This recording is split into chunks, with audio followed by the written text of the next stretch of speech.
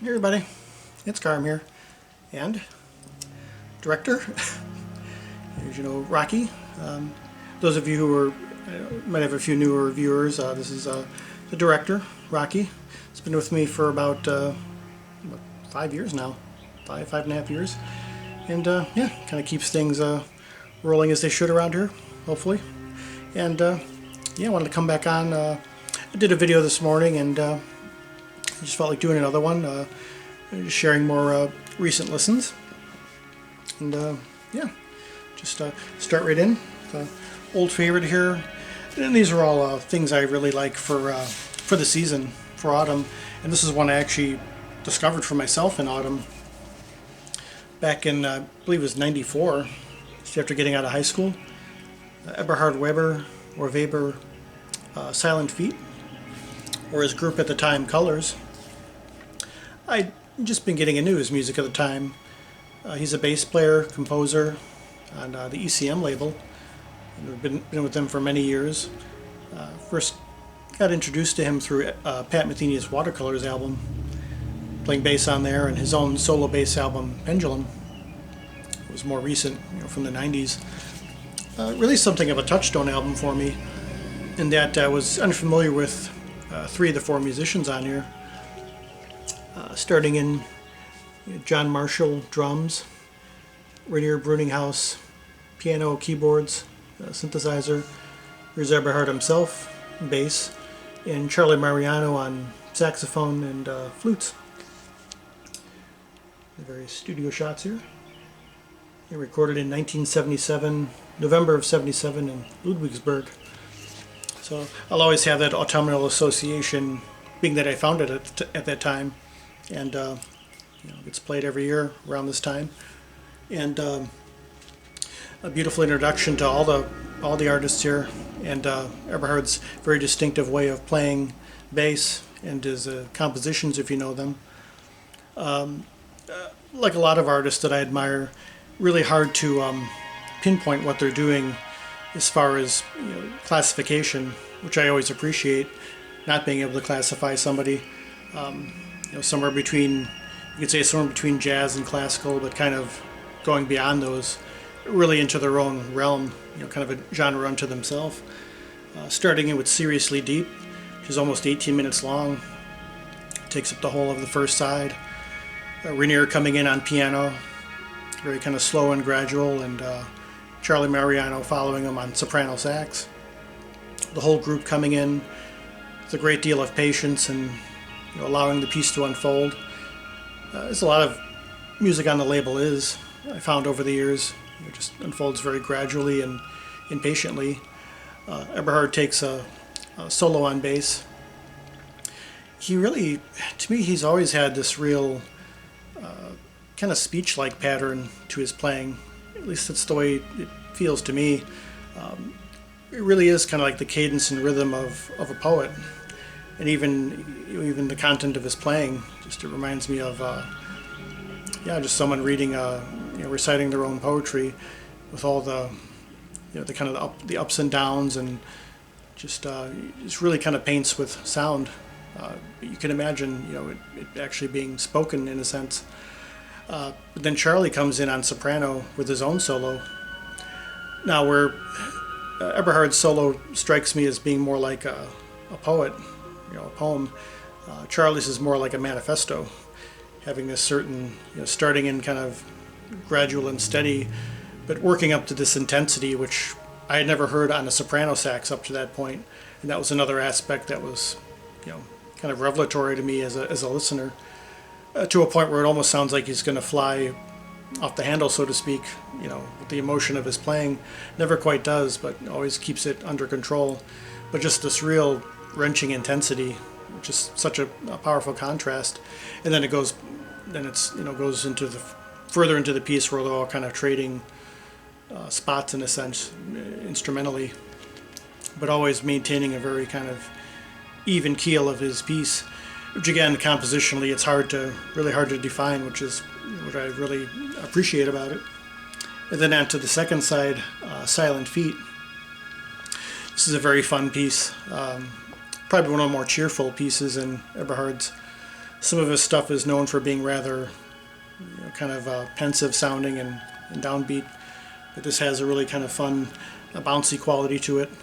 There's a point where the main melody is being played simultaneously by Rainier on piano, Charlie on soprano, and it almost, to me, it sounds like two people walking side by side, whereas their two closest legs are walking in unison, but they're kind of crossing over each other, but not quite tripping each other up.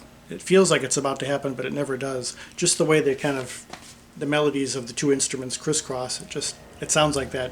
Again, it's very playful and just kind of, again, it sounds like they're about to go out of control, but they never quite do.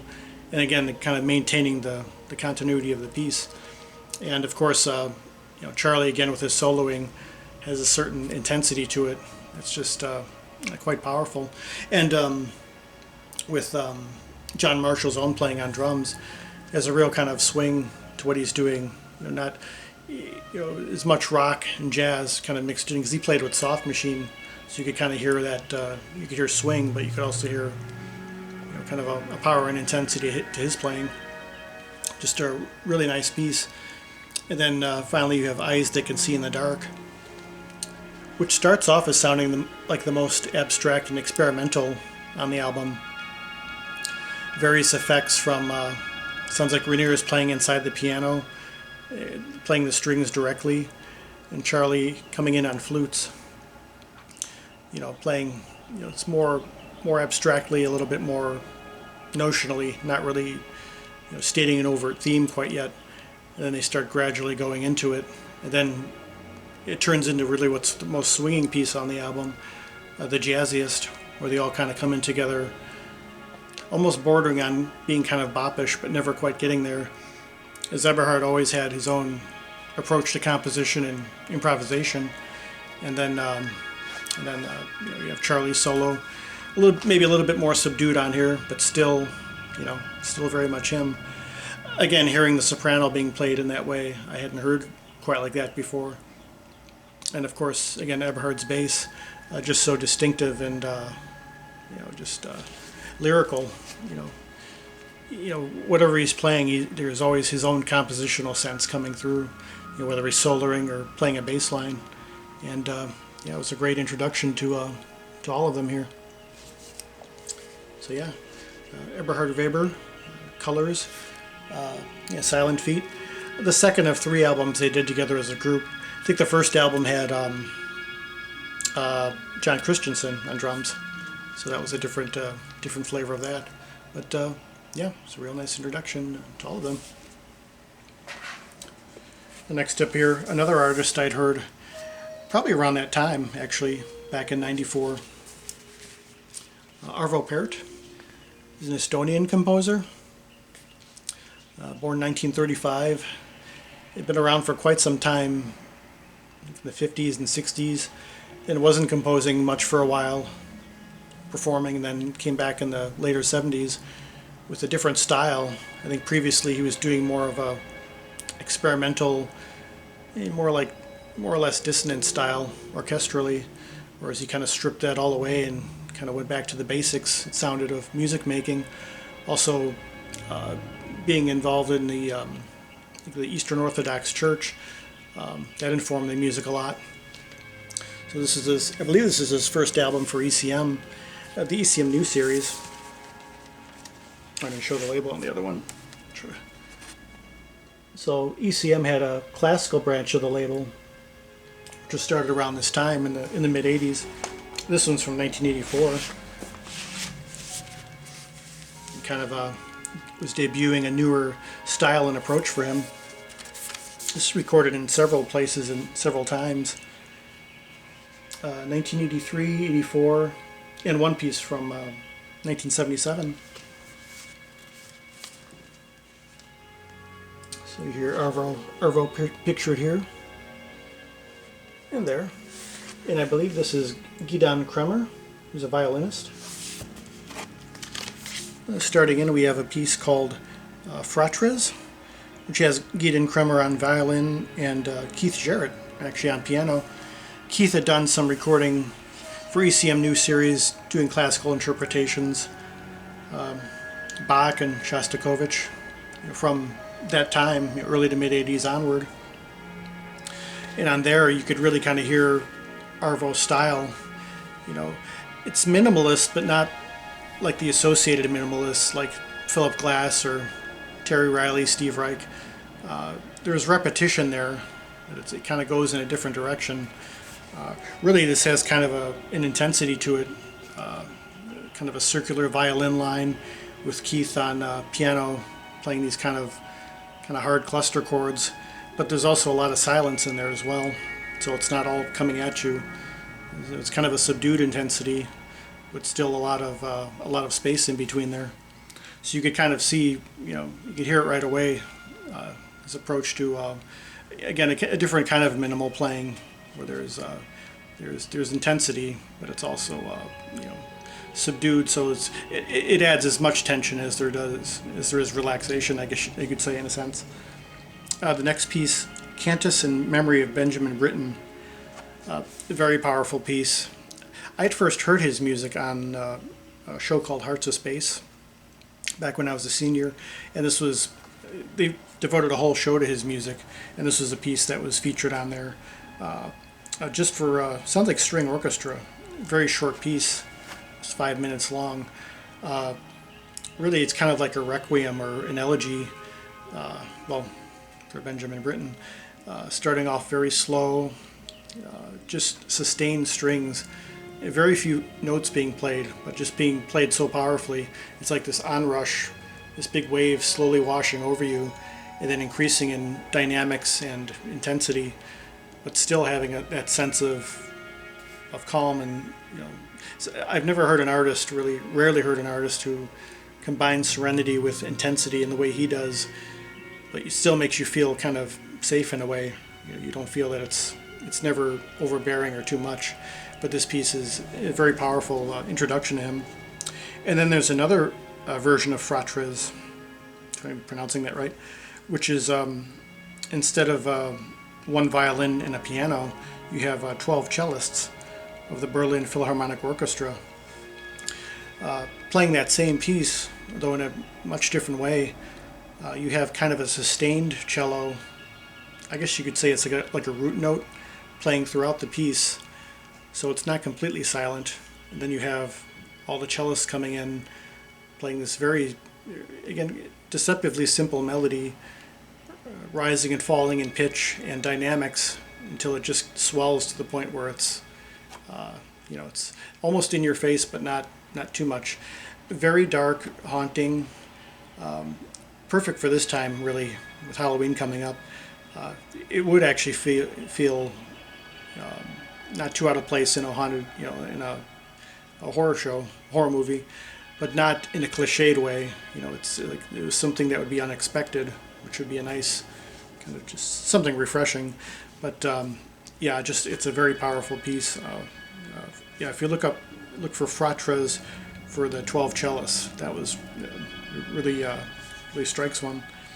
And then on the second side, you have Tabula Rasa, the title cut, of two violinists, one of them being Gideon Kremer again, and Tatjana Rydchenko, with Alfred Schnittke on prepared piano, which I learned was an instrument. This is really my introduction to the prepared piano, where you basically take your conventional acoustic piano, and they call it preparing.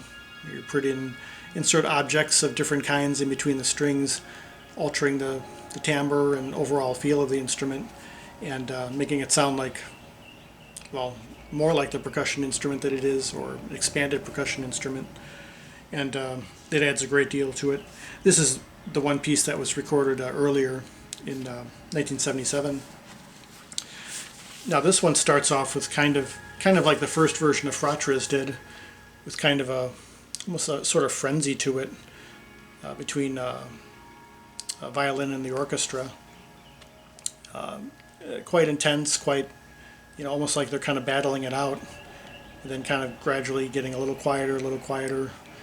And then you have one very long section where you mainly have the violins playing these slow, sustained tones, and the prepared piano just kind of ambling in and out slowly. Kind of reminds me of, I think of like an iceberg, just floating on an iceberg and just watching everything flow by. A very desolate winterscape. A very powerful, very haunting. It's dark and haunting, but not, it's not overdone. It's very wistful at the same time. Just beautiful. I mean, you could almost say it was, well, in these terms, like proto-ambient kind of thing. Ambient before ambient. But you could say he could have been something of a progenitor of that music. Just incredible stuff. If you're not familiar with him and want a different side of modern classical, if you're not familiar, something that again could be a little bit foreboding at first listen, but again you feel that sense of calm and safety again. Check out Arvo Pärt, especially from the beginning here, Tabula Rasa, and work your way forward. It's incredible stuff. So yeah, Tabula Rasa from Arvo Pärt, 1984 on ECMU series. And finally here, as ever the battery's getting low and I'm not good at keeping up with that, but try to go a little quicker with this one. That's another one I've really been enjoying lately. Something I found more recently. And by recently I mean earlier in this century, like maybe, 15 years ago or so. Song of the Golden Lotus, Swami Kriya Ramananda, which I believe his given name is Edward Christmas. Primarily playing this instrument here, bass flute. This is from 1978, Satanga Fellowship. Beautiful, very atmospheric, meditative album, really designed for meditation. The first piece is primarily being played on bass flute, and eventually he's joined on the cello by a fellow named Alan Rastoker. But you really hear the sound and the timbre of the instrument, being able to get inside of it. If you know the bass flute, of course, it's very low and has kind of a throbbing quality to it. Very, very powerful, very organic. And of course the cello coming in and hearing them interact is very kind of similar in a way to Arvo Pärt. It's kind of a devotional quality. It has somewhat of like a muted intensity, but also very calm at the same time. Very kind of warm and enveloping, and just hearing the way they kind of go back and forth between each other, and eventually ending with kind of some slow synthesizer washes. He plays, in addition to bass flute, several other flutes, and also some synthesizer of the time, analog synthesizer. And then, and that just takes up the whole of the first side. And then the second side you have Divata, which is a beautiful, for the most part, solo synthesizer piece. Very shimmering, just kind of slowly held chords, just kind of merging into each other. Over the years, I've always thought of, if you know the artist Christo, who did these very large-scale, you should call them sculptures or art installations. There was a piece, it was in Colorado, stretching this fabric across a canyon. You kind of seeing the ripples in the fabric. That's what this piece really reminds me of, that early piece. And yeah, it just has that kind of sustained effect to it, minimalist, but still, very changing, very gradually. And then finally here you have Wu Wei, or Wu Wei, which is primarily for bass flute. Again, really being able to get inside the instrument, playing these very kind of slow shifting patterns, but quite meditative. This whole album is really kind of designed for that, it's kind of a consistent, sustained environment, kind of aural environment. And at some point he also switches on to other instruments and then just kind of slowly fades it out. But if you like an early example of what could be termed New Age music at the beginning, definitely recommend this as being a high point and quite innovative at the time. This is also reissued, I think, with a few pieces from later albums under the same name, Song of the Golden Lotus, on CD. So you could hear, if you can't find this one quite as easily. And yeah, I would definitely recommend it if you're a fan of woodwinds, and especially on the first side, woodwind and cello combined. It's very beautiful, very striking. So yeah, I'm going to come on and share those. It had been a while since I'd done one of these three for Thursday. But, yeah, as ever, a lot of listening, a lot of going through old things. Not picking up quite as much new music this year, just a few things here and there. At some point I'll get those together and share those. Got to give them kind of a refresher listen.